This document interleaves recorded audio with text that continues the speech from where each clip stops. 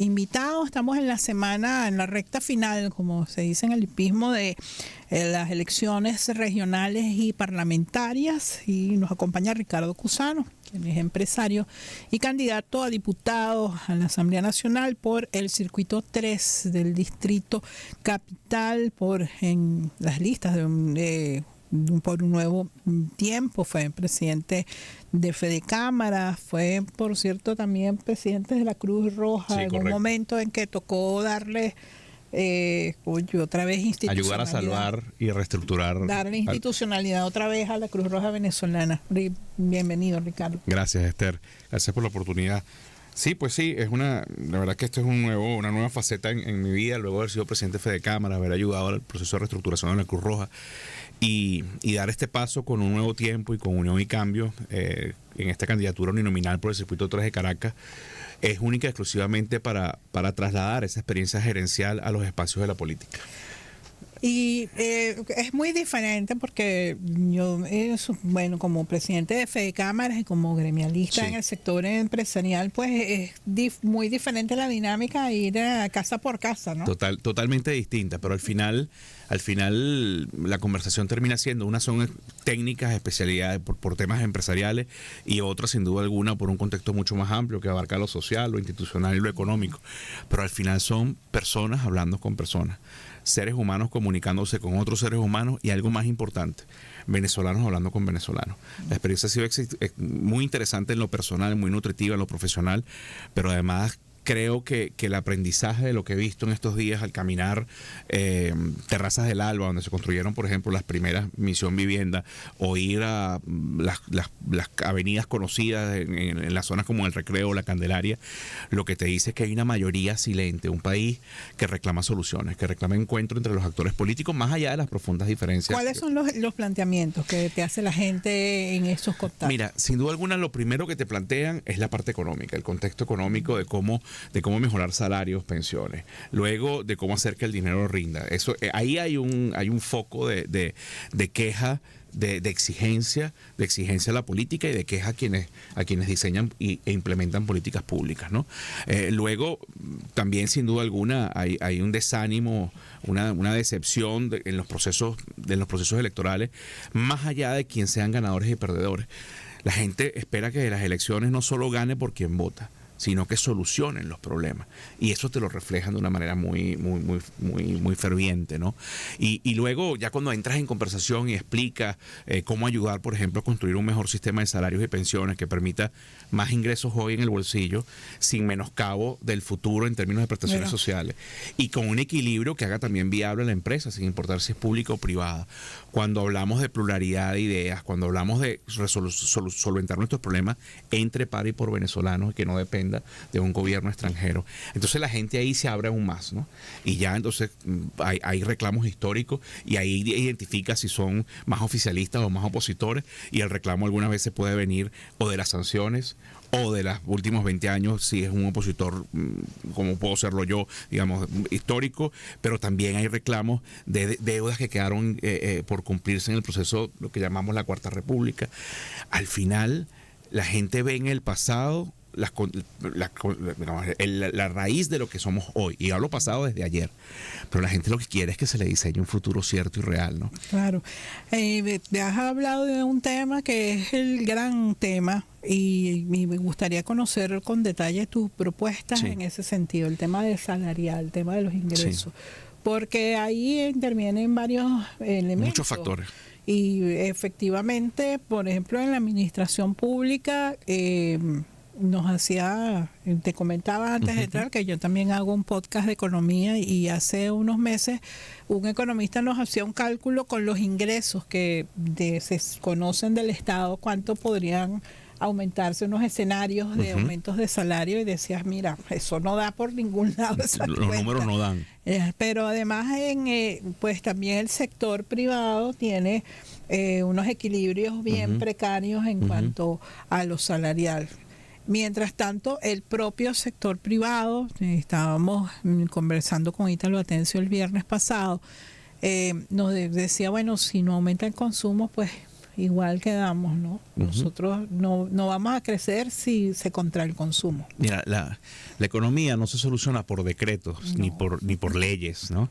Pero las leyes y los decretos pueden ayudar a hacer de la economía un punto de partida a la resolución, que yo diría casi total, de nuestros conflictos de confrontación histórica en términos políticos, con profundas consecuencias negativas en lo social.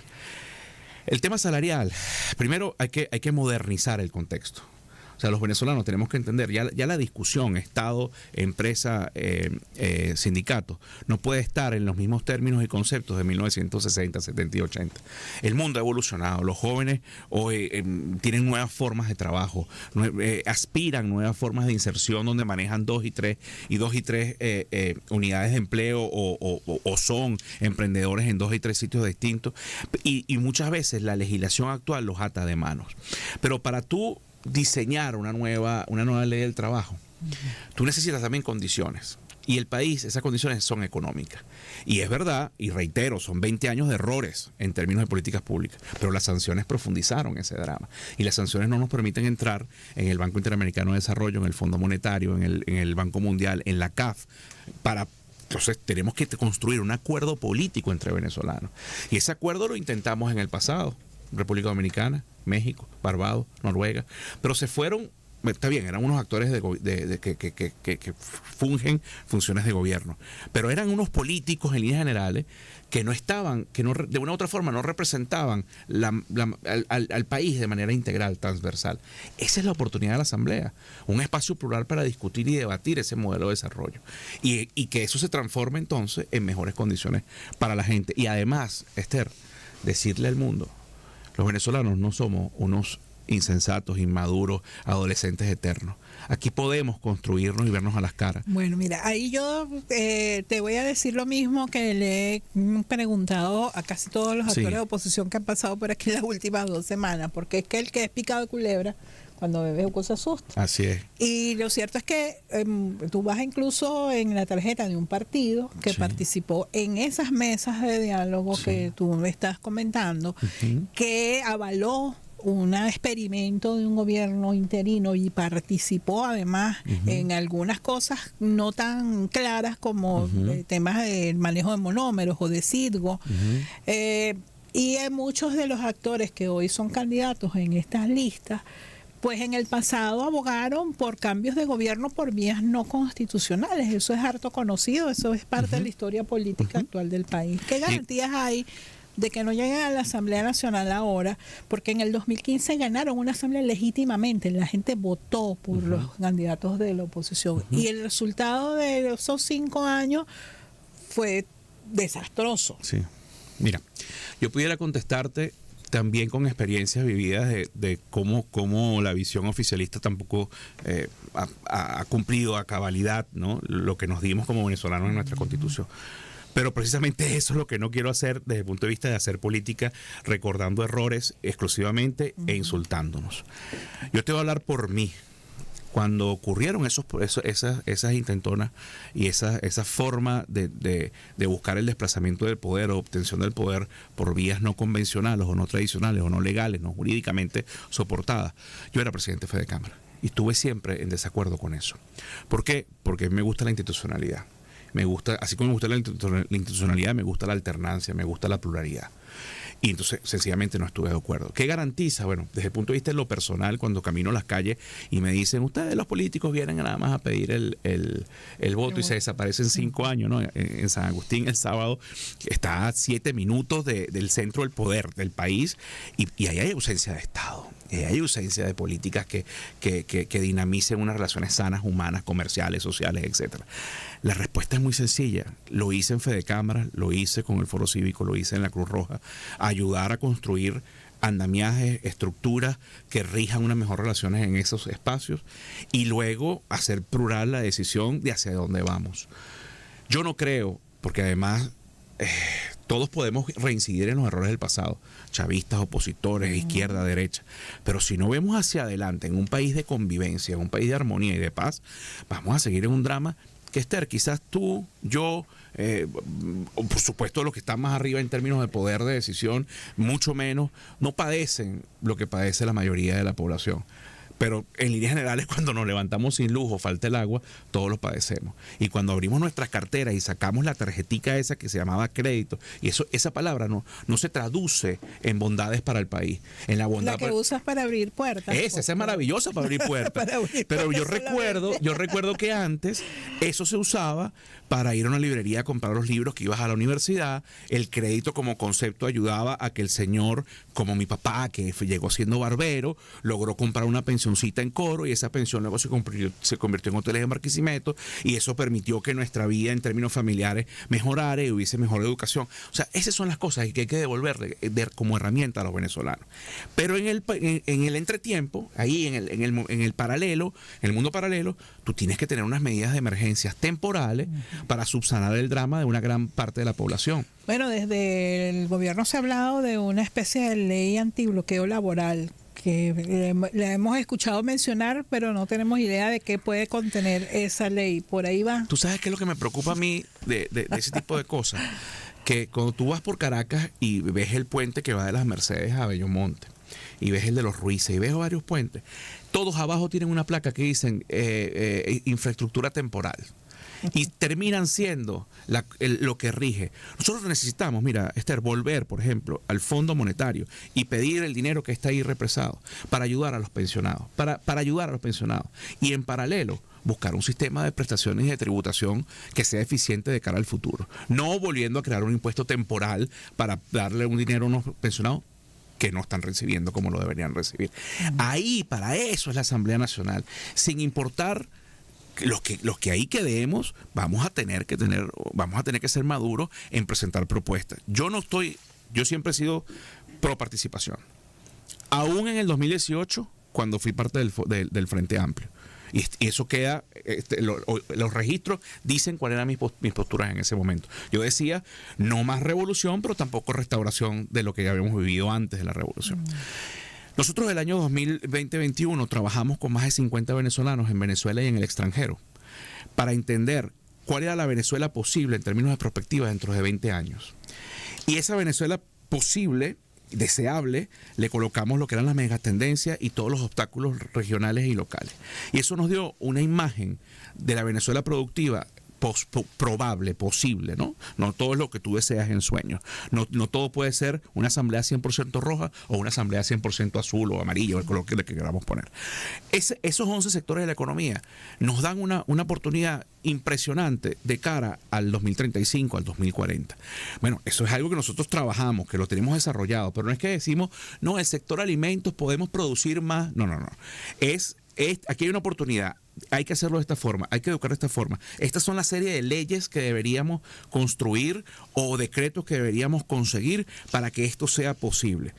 Yo tengo una propuesta, pero por cierto, una propuesta que la trabajamos con un sector muy grande, nacional e internacional, todos venezolanos, pero que al final tiene que ser oída también por quien piensa distinto a mí. Sí. Y tiene que ser discutida y buscar un punto de equilibrio. Eso te iba a decir, o sea, no tendrá mucho sentido si no hay posibilidad de sentarte y presentar esa propuesta, esa es la idea, que las ideas de todos, pero no solo ideas utópicas, las ideas desarrolladas con contenido, profesionales, con tecnicismo, puedan ser discutidas por quienes pensamos distinto y llegar a puntos de acuerdo, porque ya esto creo total y completamente anacrónico cuando oigo discursos, es que la derecha, entonces, mire señor, este problema, o de este lado es que la izquierda, la derecha y la izquierda en el mundo han demostrado que tienen cosas buenas y han logrado éxito. ¿Por qué no construir algo que sea un equilibrio hacia adelante? ¿Cómo producimos más? ¿Cómo producimos mejor? Fortaleciendo la democracia y sin abandonar los conceptos sociales. ¿Tú crees? Y en medio de un escenario de sanciones, porque si te soy sincera, Ricardo, yo no creo, francamente, que ese escenario cambie en los próximos años. Yo te voy a decir algo. Yo estoy muy emocionalmente deprimido que se le haya entregado, ¿verdad?, el futuro de la toma de decisiones en materia de desarrollo económico, en nuestro principal activo en términos de minerales, como es el petróleo, a a otras personas fuera del territorio venezolano. Yo coincido contigo, el tema sancionatorio va a ser muy complejo desmontarlo, pero ahí es donde tenemos que sentarnos como venezolanos, ir más allá de nuestras diferencias, construir sobre ellas, presentar un acuerdo de convivencia política para decirle al mundo, señores, basta, y enfrentarnos de verdad no solo con la retórica en una campaña electoral o en una cadena nacional. Si nos guiamos por el ejemplo de lo que acaba de pasar con Siria, que después de que tenías a unos señores tachados como terroristas, les cortaste el pelo, le pusiste un traje, los pusiste de presidentes de Siria para quitarle las sanciones a Siria, creo que está difícil eso de que haya un escenario distinto en tema de sanciones, sabes, al menos, Esther, mira, ¿no? el año 2021, luego de la Asamblea Intermedia de Fede Cámaras en plena pandemia, donde estuvimos el presidente Santos y trabajamos en unos temas ahí muy específicamente en producción, hicimos un evento que se llamó Caminos de Negociación, donde estudiamos el caso colombiano, el caso tunecino y el caso del acuerdo del Viernes Santo Israel-Reino Unido. Irlanda. Estábamos hablando antes sobre Israel y Gaza y me quedó la palabra. ¿Cómo tres países en tres tiempos distintos, en tres conflictos, uno político, uno religioso, unos territoriales, llegaron a acuerdos, se entendieron y se voltearon al mundo a decirle, epa, y nosotros no somos capaces de eso? Entonces, yo sé lo que tú me estás planteando con lo de Siria y concuerdo contigo. No es fácil, bueno, pero ahí está el reto de nosotros como país, como nación, de vernos a la cara y decir, bueno, basta, epa, y después nos podemos seguir peleando sobre nuestras diferencias y argumentando sobre ellas. Bueno, te agradezco mucho. Siempre se nos queda corto el tiempo en este tipo de temas, pero bueno, tú sabes que ese sí es un dictador, el tiempo aquí. Gracias a Ricardo Cusano por acompañarnos, empresario, candidato a diputado a la Asamblea Nacional por el Circuito 3 del Distrito Capital. Está apoyado por el partido Un Nuevo Tiempo. Fue presidente de Fede Cámaras, de la Cruz Roja Venezolana. Así que bueno, buena suerte. Gracias. Y nosotros vamos a la pausa, ya volvemos. Ha sido víctima